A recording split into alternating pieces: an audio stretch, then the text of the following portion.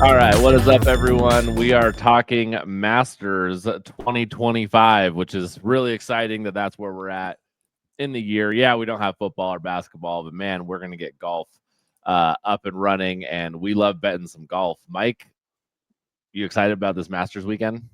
Dude, I'm so psyched. I like look, don't get me wrong. I love March Madness. It is a wonderful tournament. But when March Madness gets here, I think I'm just as excited that it means the Masters is next Yep. week. So I'm pumped. This is obviously my favorite golf event of the year, one of my favorite sporting events of the year. Being from Atlanta, there's a whole different level of just appreciation for this tournament and the what it means down there. So it kind of runs in my blood there. But yeah, man, I'm really pumped. Yeah, absolutely. Well, let's get into it. Mike is bringing us all the picks today as the resident golf expert. I'm going to call you definitely the biggest golf fan out of all of us. The rest of us are just still warming up our clubs for the season, just starting to. I know I've been watching the last couple weekends to get an idea of where I might want to go with this, but we're going to lean on your picks today. So, where do you want to start? Man, yeah, I'm gonna start with my side pieces and let's just go ahead and get those out of the way. You can't place anything on the Masters if you're not gonna make a couple to win bets. Yes. So I'm gonna start. We'll go with Colin Morikawa. You can get it at plus 1800. I'm still hurting from it was Bay Hill? Yeah, Bay Hill when we took him to win at plus like Yep. 2200 and he lost it on hole 18. It was Um, it was a devastating day. Yes. Oh man, I went from so excited at like 3 p.m. to devastation by 4 p.m. Like Yeah. it was just the quickest glass case of emotions, if you will. But yeah, man, the biggest things that you have to have at the Masters. We talk about strokes gained. If you don't know what strokes gained means, ultimately it is a metric of how that player is performing in that category compared to the average person in the field. It's the more advanced analytics way that we've been tracking golf over the last, I don't know, five or so years or something like that. So what we're looking for here at the Masters, it's what they call the ball striker's paradise. You're looking for strokes gained approach, tee to green, and strokes gained off the tee with course experience. Colin Morikawa blows everybody away in all of those categories. He's first in approach the green, first in tee to green, second strokes gained total, 12th off the tee, and fourth in driving accuracy.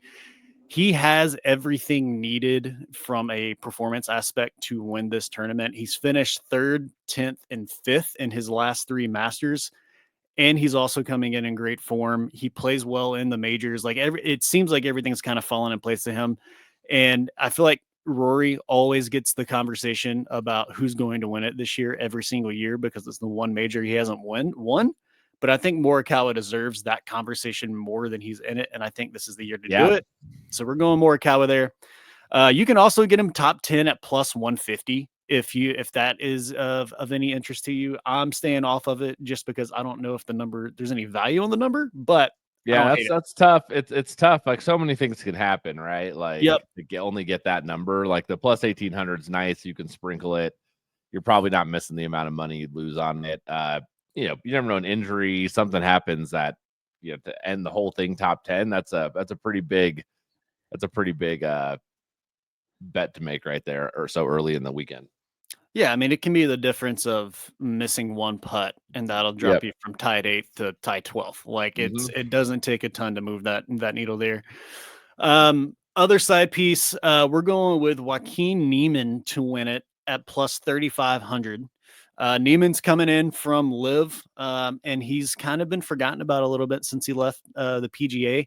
He's played the Masters 5 times. He missed the cut in his first appearance, but he's made the next 4, and he's gotten progressively better at each, going from 40th to 35th to 16th, and then back up to 22nd. But in 5 events this year on Live, he's already got 2 wins. He's got a 12th, and he's got 2 top 30s. So he's coming in great form. So we're throwing a sprinkle there at plus 3,500. That's a hard value not to take. And Yep. I'm just doing a quarter unit on both of these. They're so large. I'm not doing more than a quarter unit on it. But yeah, who's your favorite to win the tournament?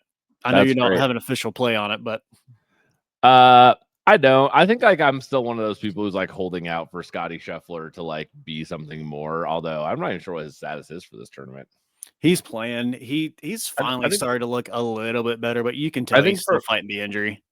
I think for me, like you see him and like the amount of money I lost on him, I still want to keep going back and hoping he turns into that best golfer that we were all hoping for. But yeah, man, I don't know. I'm gonna be honest. Like, I don't know if I've like really have a strong like favorite to win this one, which I think always makes the Masters more fun. When there's a big possibility. Like we don't have there's not a lot of those bets like used to be like Tiger Woods versus the field, to win the whole thing. And it's like we don't really have that player anymore.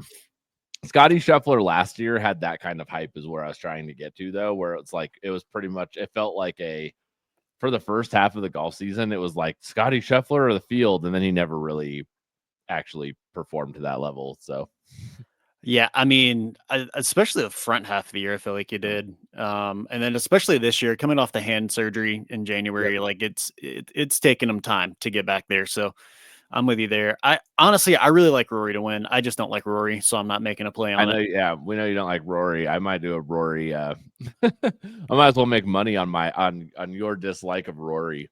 Yeah, I mean, somebody might as well. Like, don't let my pride get in your way. All right, let's talk about top finishes here. You have a number of, let's start with the top, 20, 30s, 40s, and why you like those.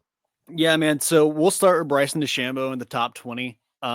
He's top 25 in every metric stat kept by Liv, and top 15 in all but one. He's coming in playing really good golf.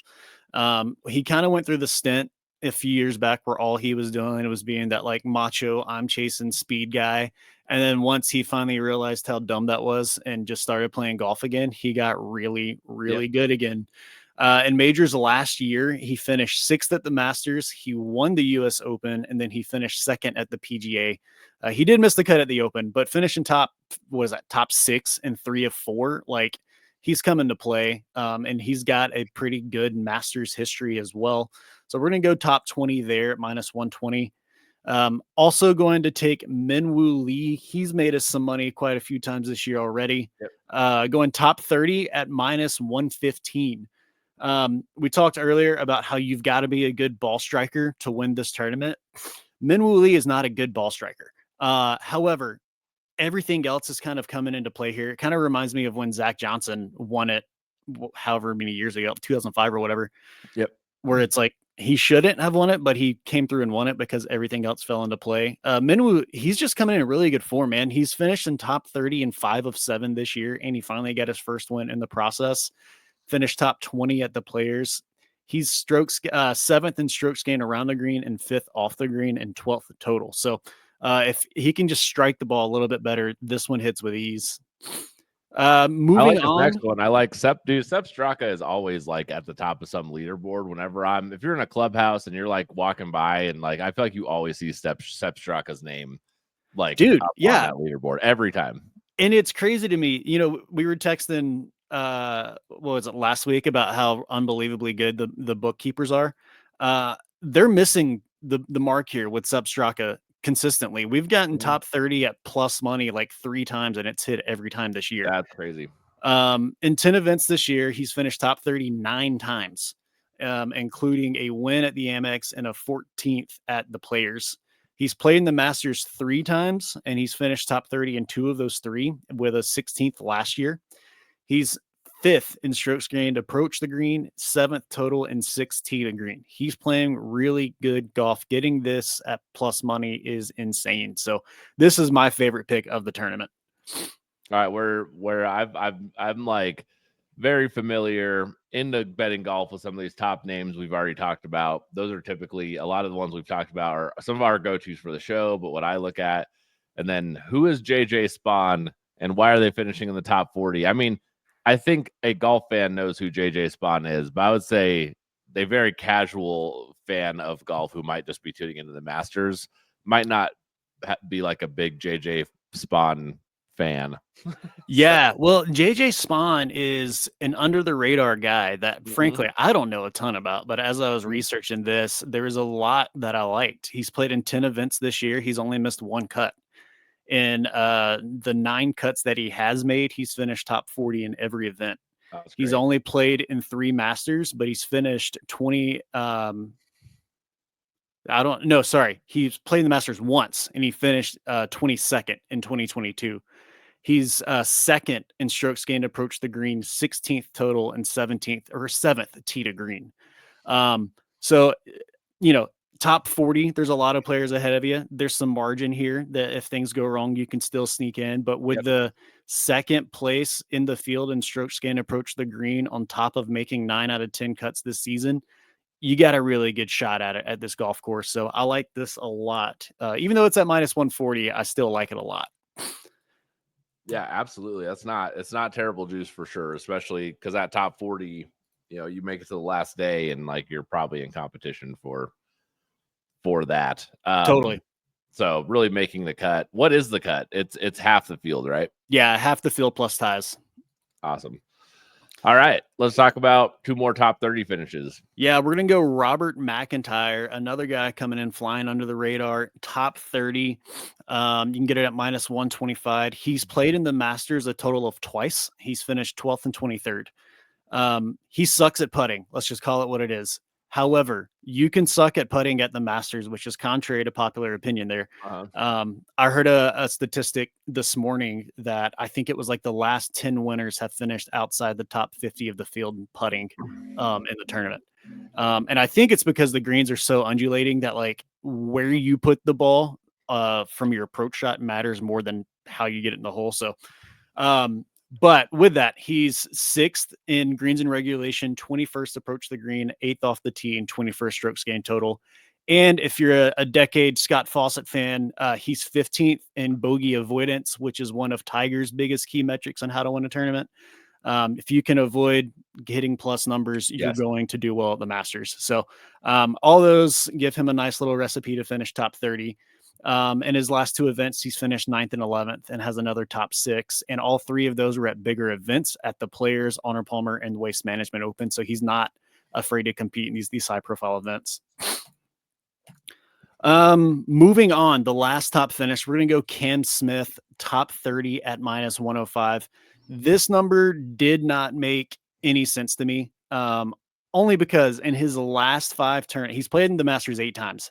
In his last 5, he's missed this number once. And so he's coming in playing really good golf on Live. If you've ever sat down and watched YouTube golf, which if you haven't, you should. But they just did a big like YouTube golf with Live tournaments that they just posted last week. Oh, nice.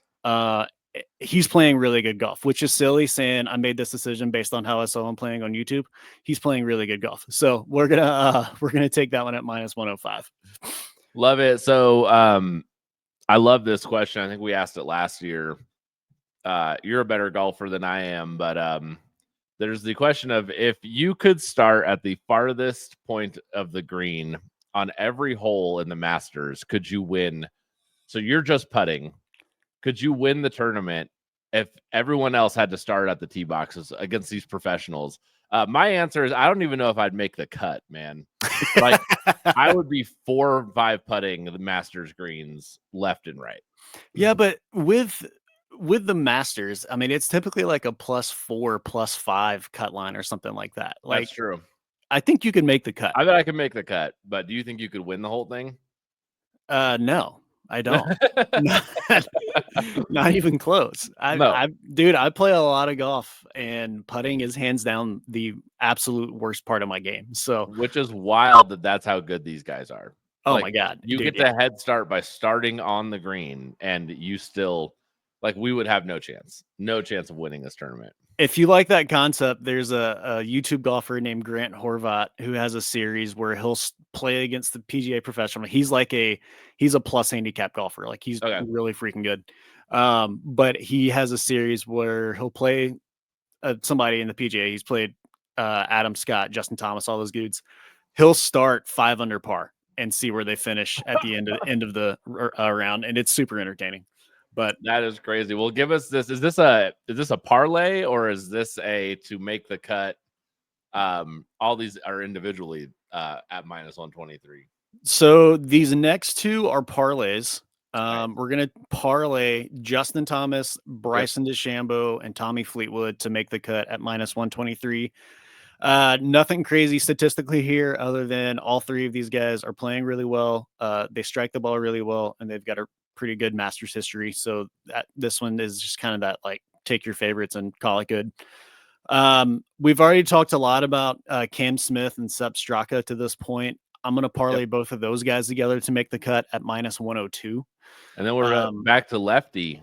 Yeah, man, back to lefty. We're going Phil Mickelson to make the cut at minus 150. Again, it's minus 150, but I don't know. This feels like easy money to me, which feels crazy because he doesn't miss the cut, right? Like exactly, dude. That's like his thing. So this is his 31st Masters appearance. He first appeared in the Masters in 1991. Since 1991, he's missed the cut a total of 3 times. He's currently made 7 cuts in a row, and he's also playing really, really good golf. In 4 tournaments this year with LIV, he's finished 6th, 19th, 3rd, and 23rd. And just 2 years ago in the Masters, he finished runner-up. So for his age, he's still playing really well. And with that, I didn't put it on the sheet here. I'm also going to take him at with a top 40 finish. I think that was at like minus 105 or something like that. That's a Max Homa hate. Yeah, man. This is like the most savage pick I've ever made. I hate it because I love Max Homa. I don't know if you've kept up with Max Homa lately. Unfortunately, the guy is playing terrible golf. He just broke up with his caddy. He's missed, let's see here. He's played in 1, 2, 3, 4, 5, 6, 7, 8 tournaments this year. He's missed the cut in 5 straight. The one before that, he finished in 53rd. His best finish in the last 5 was +3 in through 2 rounds. So he's just not playing good golf. I hope he gets it together. I think he's one of the more fun players on tour. His Twitter shade rants that he goes on are absolutely hysterical, where he just roasts other players' swings. It's awesome. But yeah, it's a savage pick of the week. But to miss the cut at minus 150 after missing 7 straight, I don't know. It's hard not to take it. We're going to see. We're teeing off in less than 24 hours. I'm excited to get this going.